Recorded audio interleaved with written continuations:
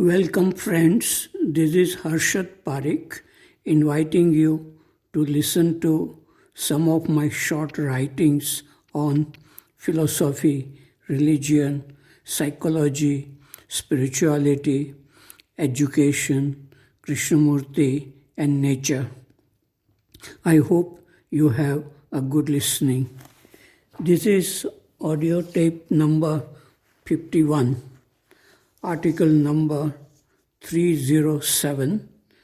It is about reality beyond appearance. Ramakrishna used to say, "We do not see stars during the day. This does not mean that stars do not exist during the day. Many things exist around us which we cannot see or feel. There are things or states of being which our rational or scientific mind cannot understand. For all people who visited the Kali temple in Dakshineshwar during Ramakrishna's life, the goddess Kali was nothing more than a stone image which they worshipped. But for Ramakrishna, it was a living goddess, a mother with whom he could talk. All those people who could not feel the living goddess thought that Ramakrishna was a madman. But these people, after some years, began to worship Ramakrishna as an incarnation of God. Krishnamurti too lived in a state which very few people could understand or feel. They could understand him only intellectually through thinking and analyzing. When he was dying, he felt that no one around him had the foggiest idea of what he was going through in his life. He felt sorry for them and said, "You do not know what you are missing. The vast emptiness or the state of freedom or pure awareness." Article number 308. It is about talk at a university. Yesterday, I had an opportunity to talk with fresh or new students of Garden City University in Bangalore. This happened through Ria, an old student of Rajghat Basin School in Varanasi. Ria is studying in the second year of this university, and she convinced her professors that I should be invited to talk with the fresh students of GCU, Garden City University. There were about 1,200 of them in a big lecture hall. I told the university through RIA that I cannot give a talk about motivation to be successful in some profession, but I can speak about the awakening of awareness or intelligence which can make life happy, healthy, and creative every day. The university agreed, and so I spoke spontaneously for 1 hour about remaining fresh every day by turning attention within the mind itself.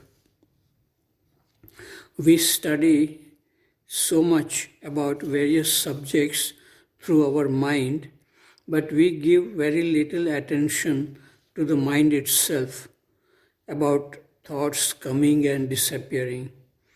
The awareness of the thinking process creates many problems in human relationship, such as anger, fear, jealousy, loneliness, boredom, anxiety about future, and so on. The unawareness drains energy, learning becomes a burden, life becomes mechanical with many harmful activities. I spoke a little about the difference between loneliness and aloneness, attachment and love, how we escape from looking within and involve ourselves in various external activities, including entertainment, to forget or suppress our problems. It is extremely difficult for most human beings to be alone and attentive to thinking. This is not encouraged in schools and colleges. This is why, in spite of having physical and intellectual energy, life becomes tiring and burdensome. I spoke a little about addictions to smoking, drinking, and drugs, and urged the fresh students to be attentive. It is possible to touch the treasure buried within us, but that requires curiosity and motiveless passion. Students listened and clapped at the end of the talk, but the question is, how many students and teachers consider this as the most important thing in their life? Article number 309, it's about the treasure within our mind. I spoke in the senior school, classes 8, 9 and 10 assembly about the treasure which is buried within our mind. It is possible to feel this treasure if we give full attention to the activities happening within our own mind. Kabir, Krishnamurti, Mirabai, and many other spiritual people had touched this treasure, and they have written poems describing this inner richness. I also played a recorded song which says that our mind is like a mirror which shows everything clearly if there is no dust on it. Mind is God. There is nothing greater than the mind. When there is light in the mind, everything looks bright and beautiful. You can escape from the world, but you cannot escape your own mind. Our happiness depends on the quality of our mind. Students and teachers listen well with attention. Listening is possible only when the mind is not occupied with unnecessary thoughts about the past and the future. Article number 310, it is about questioning. Krishnamurti asked too many questions during his talks and dialogues with intellectuals. Many people who have been deeply influenced by Krishnamurti are also asking too many questions when they have dialogues with like-minded people. I found Krishnamurti's teachings very revealing about the intricate working of my own mind. I watched thoughts and feelings arising within me with intense curiosity. I did not ask questions to myself. Either I saw myself clearly in non-verbal awareness, or I was moving in the closed loop of thinking and not seeing clearly.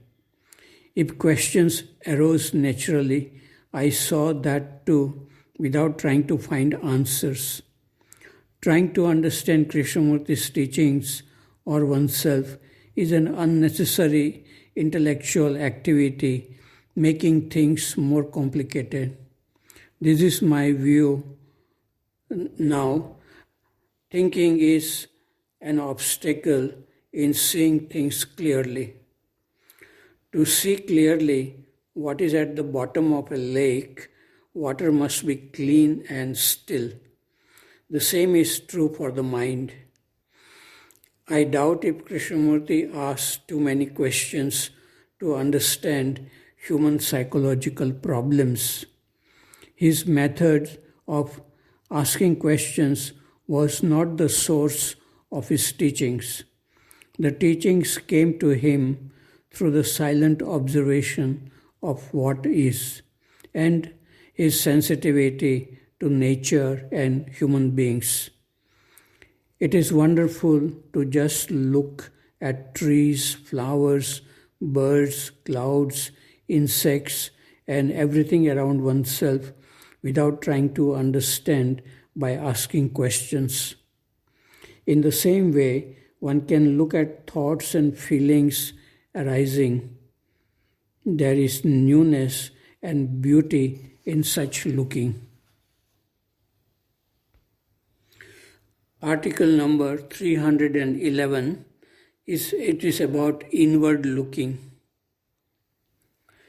We study many subjects for many years in schools and colleges, and we study for many hours every day to pass examinations, to find a job, to earn money. We do all this study through our mind. But we know very little about how our mind works, how fear, anger, jealousy, conflicts, etc. come.